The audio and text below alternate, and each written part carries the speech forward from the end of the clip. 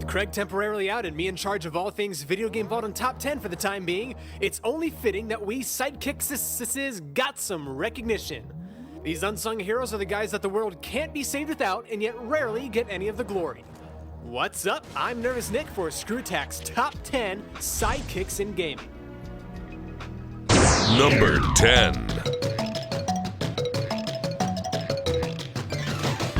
In the Donkey Kong games, nobody wants to be DK, everybody wants to be his nimbler, hipper cousin Diddy Kong, am I right? Am I right? He was like the cool kid that everybody wanted to be if they were a chimpanzee.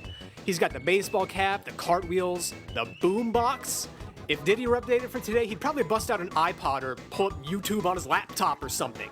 Diddy can shred on an electric guitar, pack heat, and fly using his choice of jetpack or an airplane. Donkey Kong has, absolutely nothing on him. And that's both the reason Diddy's on the list and the reason why he's not any higher. Because if you're a good sidekick, you make the hero look better without taking the spotlight for yourself. Sorry, buddy. Number 9. You're going to fight a monkey, get a bunch of magic weapons, merge with the collective unconsciousness to become one with infinity, and then destroy the universe. When there's a case that needs solving or a crazed prophecy that needs fulfilling, you can always turn to the mostly reliable private investigator duo of Sam the dog and his sidekick Max the 3-foot rabbity thing. Max is known for his loyalty, short attention span, and willingness to be used as a live projectile. And despite his occasional spurts of violence, you'll probably still think of Max as a cuddly friend of sorts. But for me, there's something about him that just creeps me out for whatever reason. Enjoying the ride, Sam? Next number! Number 8. All right, meatbags, here's what you gotta know about HK-47 from Star Wars Knights of the Old Republic. He's like C-3PO if he were a relentless mercenary instead of a golden pansy. Upon buying him from a junk dealer on Tatooine, you'll find that this droid can become one of the deadliest members of your team, with numerous upgrades for him to obtain and proficiency in every type of blaster.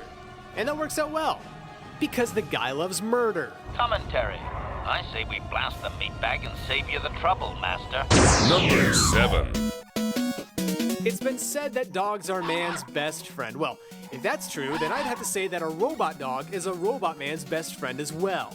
It doesn't matter how many contraptions and gizmos Mega Man steals from his robot master Prey, because without Rush, he'd still be knocking on Dr. Wily's front door.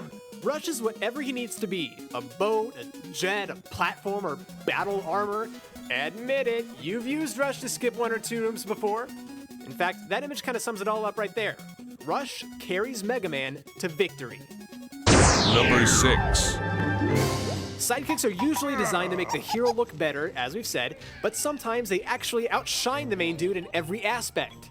In the Banjo-Kazooie games, the player primarily controls Banjo, but as any fan knows, all the cool stuff is done with his partner in crime, Kazooie. Thanks to this sassy ostrich thing, you can move faster, jump higher, shoot projectiles, and take flight. And when Kazooie's on her own in Banjo-Tooie, nearly all of her abilities actually improve without Banjo's fatness weighing her down. And what does that leave Banjo with? An empty backpack. Oh yeah, Kazooie also helps you swim better too. She's a bird that helps you swim better. Don't you just love video game logic? Number 5. To be fair, Banjo may have gotten some use out of an empty backpack, but with the duo of Ratchet and Clank, Clank is the backpack. By transforming into a helicopter or a jetpack, Clank is able to take Ratchet to places he wouldn't otherwise be able to get to. But what makes Clank so special is that not only is he the guardian of the freaking space-time continuum, he went back in time to save Ratchet's life after Alistair killed him. There are spoilers in this top 10. BTW. Whoops. Number 4. In a world chock full of burly, steroid men in video games, it's always refreshing to see a strong female character. But when you're talking about Alex Vance from the Half-Life 2 series, you're actually talking about one of the best. Dr. Freeman, I presume. Don't let her sidekick status diminish her importance. Even though she's an AI-controlled helper, she doesn't easily get stuck or constantly repeat the same phrases of dialogue time after time again. It's funny how a game several years old can make a female sidekick smarter and more helpful than some games from more recent years can. Hey Sheva, you watching this? You best be taking notes, woman. Number 3. After more than a decade of complaints, I don't think there's any way that I can express the common opinion of Navi is annoying in a way that hasn't already been said 1,000 times. But for how chatty she is, she's 10 times more useful in Ocarina of Time. Not only does she help you learn enemy weak spots or find hidden dungeons, but without Navi, there would be no targeting system in Ocarina of Time. You remember having to manually aim your arrows in the Ganon battle? Well, thanks to Navi, you don't have to do that the whole rest of the game. That glowing blabbermouth didn't just make the first 3D Zelda more enjoyable to play, she made all the other ones that followed possible. But seriously, Navi, shut up. Number 2. Surprise! Luigi's on the list about sidekicks! Even though Luigi's a total wimp when he finally gets to go it alone, that's not what's so great about him. He's always with his older, more famous brother every step of the way. Luigi does the same amount of work, he goes through the same amount of trouble, and he gets none of the glory. Or booty. The big reason he's not number 1 on this list is because he puts Mario's jumping abilities to shame. And as we've established before, that's not how true sidekick rolls. It's time for our sidekick recap. Alrighty then. Number 10, Diddy Kong. Number 9, Max. Number 8, HK47. Number 7, Rush. Number 6, Kazooie. Number 5, Clank. Number 4, Alex Vance. Number 3, Navi. And number 2, Luigi. It's number 1. Rush is functional. Alex is smart.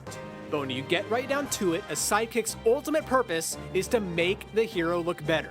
All the previously mentioned sidekicks do this in their own way, but one of the most effective methods to accomplish this is to consistently suck. From his earliest outings on the Genesis, Miles Tails Prower basically lived to die. He can get left behind, killed by an enemy, drowned underwater, or even blown to Kingdom Come, but without fail, Tails will keep coming back to do it all over again. But Sonic takes advantage of his idiot number 2. Tails follows Sonic's every movement, allowing you to deal twice the damage to bosses, or even allow him to take hits for you. He's even got a bit of the Luigi complex. He goes through all the trouble Sonic does, but for none of the reward. With the exception of seeing his hero succeed. And if an immortal being can still live in the hero's shadow and get nothing for it, that is the ultimate sidekick.